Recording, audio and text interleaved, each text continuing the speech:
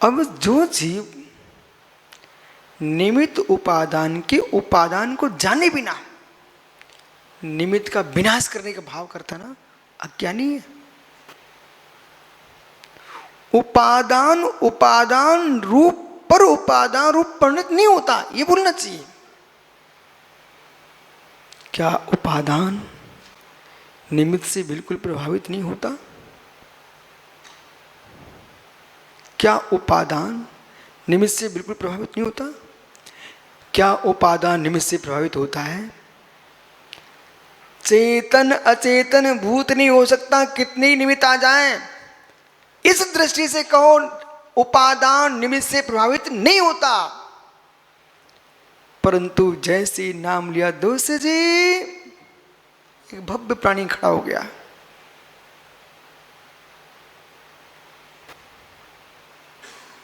नाम लेने से आदमी प्रभावित होता है,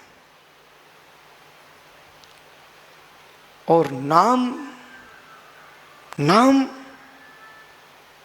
प्रविचार है।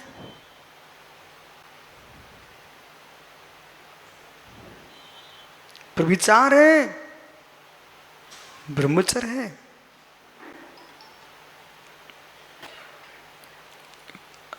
काम वासना की दृष्टि से जिससे तुम चाहे तो उसका नाम सुन लो तो गदगद होते हो। विचार है, शब्द प्रविचारा, ब्रह्मचर्य है। यदि अखिलेश भैया जज साहब आपने कोई व्रत लेके रखे हुए, वो भाव बिगड़ने लग जाए, प्रशस्त लोगों के नाम लेने लग जाना, 24 भगवान का नाम लेना, नमोकार पढ़ने लग जाना, परिणाम तुम्हारे ठीक हो जाएंगे। ब्रह्मचर्य है।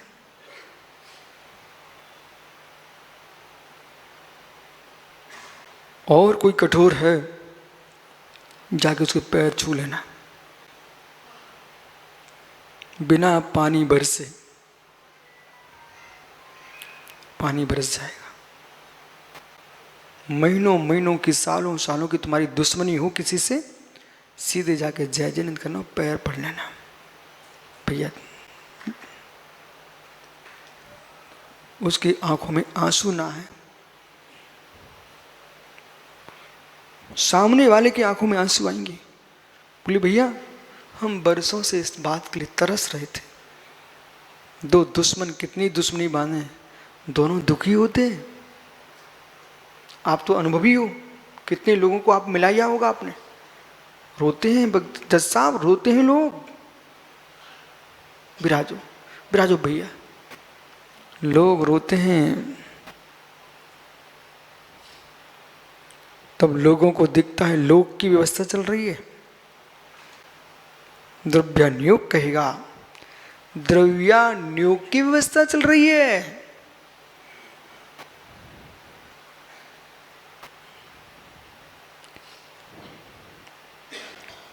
गोमट सा जीवकांड क्या द्रव्यानुयोग नहीं है? छपड़ा सा लब्धि सार क्या द्रव्यानुयोग नहीं है? प्रथमानुयोग क्या द्रव्यानुयोग नहीं है? चरणानुयोग क्या द्रव्यानुयोग नहीं है? करणानुयोग क्या द्रव्यानुयोग नहीं है? द्रव्यानुयोग है, इसलिए चार अनुयोग हैं। कुछ कहो ना भैया, द्रव्यानुयोग है, द्रव्य नियोग है। और कहूं द्रव्य का नियोग है, द्रव्य का नियोग है, द्रव्य की विधि है, इसलिए बनता द्रव्यानुयोग है।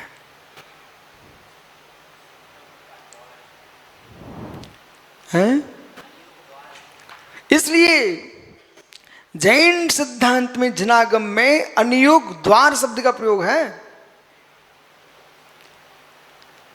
अनियोग द्वार बराबर श्री धवला जी में, षटखंडागम जी में अनियोग द्वार की व्याख्या है।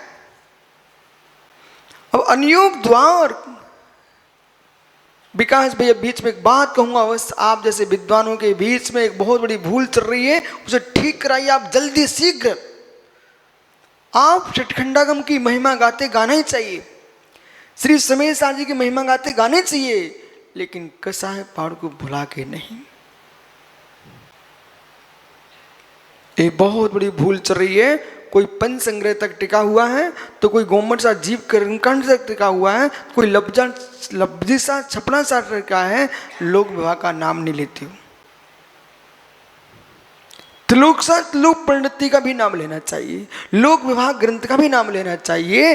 आपको कसाय पहाड़ का नाम सबसे पहले लेना चाहिए।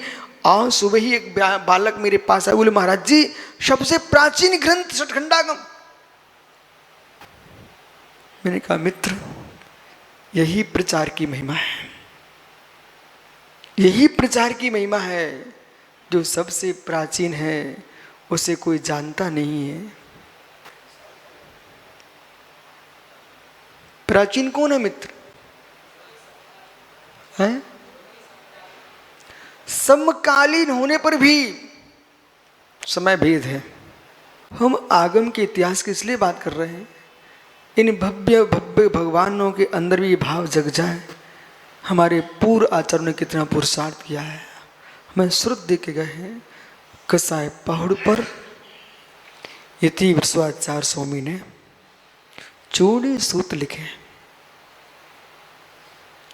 वे चूड़ी सूत्र इतने महान है, पेज दोष की व्याख्या कसाय पहाड़ में बराबर। मुझे तो कभी ऐसा लगा नहीं आज तक, कौन सा अनुयोग ऐसा है जिससे विशुद्धि स्थान की वृद्धि नहीं होती। मुझे तो चारों ही अनुयोगों में विशुद्धि स्थान की अनुभूति दिखाई देती है। और चारों ही अनुयोग देश न लब्धि का काम करते हैं। इसलिए मैं तो स्वप्न में भी न प्रथमानुयोग की अभिल न कर पाऊंगा, न करणानुयोग की कर पाऊंगा, न द्रव्यानुयोग की, न चरणानुयोग की, क्योंकि चारों ही अनुयोग जैन आगम है, जैन आगम है। इसलिए जितनी शुद्धि श्रोता यहां सुन रहे हैं, अपने घरों में सुने। किंचित मात भी किसी भी अनुयोग के प्रति अशुभ भाव मत ला बैठना। संपूर्ण श्रुत को जानने वाला भी एक अक्षर पर भी विश्वास नहीं करता, तो जिन आगम में मिथ्या दृष्टि लिखा है, मिथ्या दृष्टि लिखा है। मिथ्या दृष्टि समझ में नहीं आए तो श्रद्धा का विषय बना लेना। शीघ्र ही तुरंत ही आज्ञा सम्यक की बाड़ी में चले जाना। कभी स्वप्न में मत बोल पड़ना, ये ठीक नहीं है। तुम्हारे मस्तिष्क में विवक्षाओं का ज्ञान नहीं है, क्षोभम की कमी हो सकती है, परंतु जिन बीतरागी आचार्यों ने जिन वाणी लिखी है वो असत्य नहीं है। पाप भीरु आचार्य, ये पाप भीरु आचार्य ने लिखी है, न कि दम्भियों ने। इसलिए आइए, नाम देह के जब प्रवेश करते हो आप,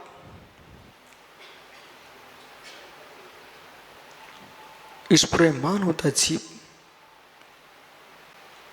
जैसे नाम देह के नियोग से परिणाम बदलते हैं, ऐसे काल द्रव्य के पर्यायों के नियोग से भी जीव के परिणाम बदलते हैं। स्वीकार करो, फिर मैं आगे बात करता हूं। सब दिन एक से है ना, फिर पर्यूषण पर तैयारी क्यों? पर्यूषण पर तैयारी क्यों? ये उस काल के नियोग से निमित्तिक परिणमन है, लेकिन फिर भी हमारे परिणाम स्वाधीन हैं। फिर भी परिणाम स्वाधीन है।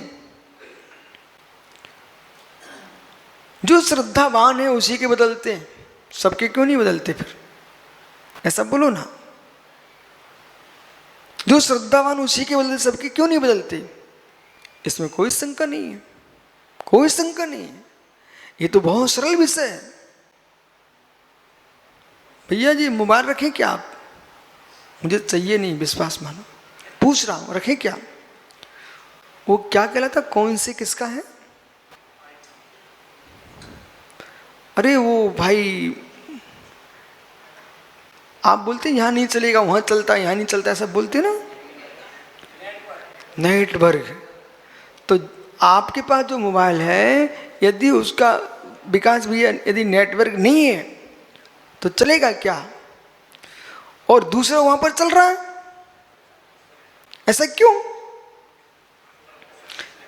यानी जैन सिद्धांत को समझाना आज कितना सरल हो गया है। अरे भाई मोबाइल तुम्हारे पास होने पर भी नहीं चल रहा, क्योंकि जिस कंपनी का उसका नेटवर्क नहीं है यहाँ पर, और आपका नहीं चल रहा, दूसरे का चल रहा है, इसका मतलब नेटवर्क है।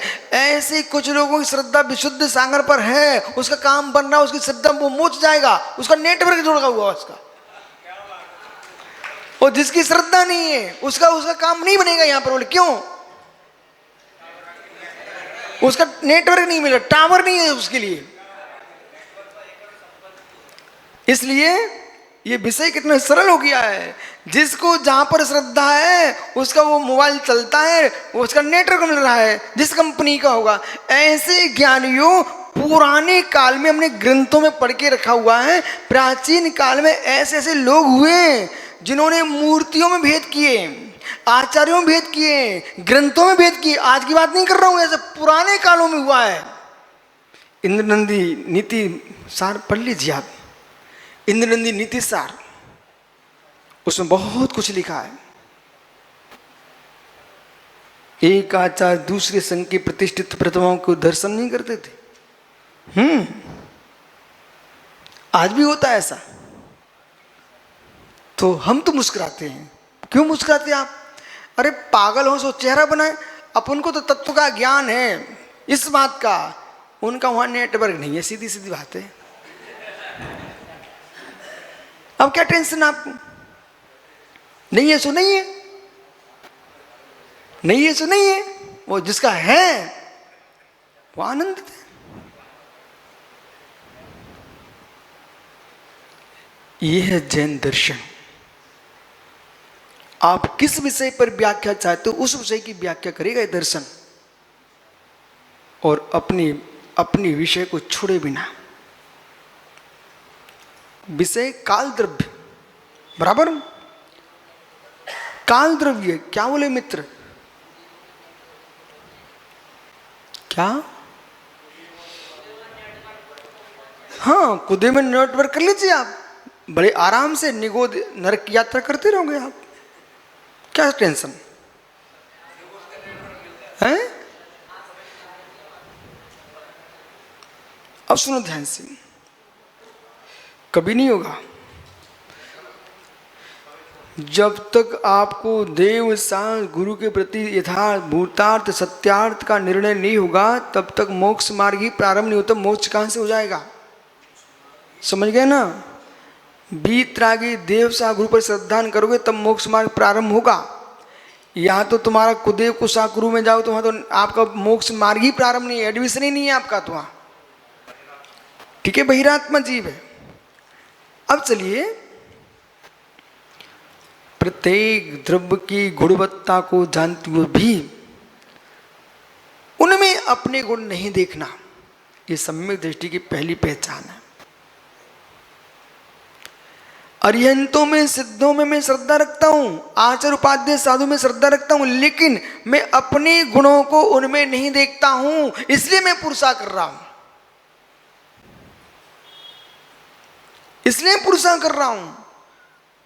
मेरे गुण मेरे में उत्पन्न होंगे, वे मुझे भगवान बनाएंगे। ये तो आलम्बन स्थान है। इतना तो प्रत्येक मुमुक्षु को स्वतंत्रता का ज्ञान होना चाहिए भैया। इतना स्वतंत्रता का ज्ञान नहीं कर सका, और व्यवहार को कई रूप में देखना चाहिए। व्यवहार को कई रूप में देखना चाहिए, कई रूप में देखना चाहिए। सभी भोजन पानी किए बैठे हो, सब मस्ती में सुन रहे हो, सभी भोजन पानी किए बैठे हो, मस्ती में सुन रहे हो अच्छे से।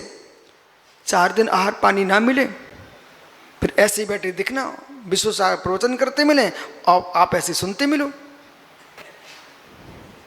भैया हर व्यक्ति की सामर्थ्य नहीं है ना, वो हर व्यक्ति आरा सिंदूर नहीं बन सकता कि उपास भी करते रहे, सभी कक्षाओं में भी घूमते रहे, बैठे रहे, सुनते रहे। सामर्थ्य चाहिए। नहीं तो एक उपास में आदमी सोचता अब मैं नहीं आऊंगा, वे देखो तुम्हारे संजय सागर। अंतरंग में तत्व पर प्रीति है तो आदमी पहुंचेगा, वो नहीं प्रीति तो नहीं पहुंचेगा। वो भी तो एक अलग क्षोषम है। अब यह विषय यह है कि काल द्रव्य अपना प्रभाव छोड़ता कि नहीं। अपना प्रभाव छोड़ देगा तो काल द्रव्य ही नहीं बचेगा। वो अपना प्रभाव नहीं छोड़ता तो वस्तु में परमन का बोध ही नहीं होगा, अर्थ क्रिया का अर्थ का अभाव हो जाएगा। तो मेरा प्रश्न ये है कि जब व्याख्यान का समय होता है, हर व्याख्यान सत्य दिखाई देता है, लेकिन एक सत्य को तुम जो है ना जैनी होकर के सत्य देखते ही सत्य ही मान लेते हो, ये भूल है। जैनी होकर के सत्य देख करके सत्य एव ही नहीं देखना चाहिए, सत्यमपि, सत्य अपि लगाना चाहिए, अपि लगाना चाहिए। जो सत्य होने पर भी, सत्य होने पर भी, जैसे कि कैसा तत्व लगाना, भैया अलवर,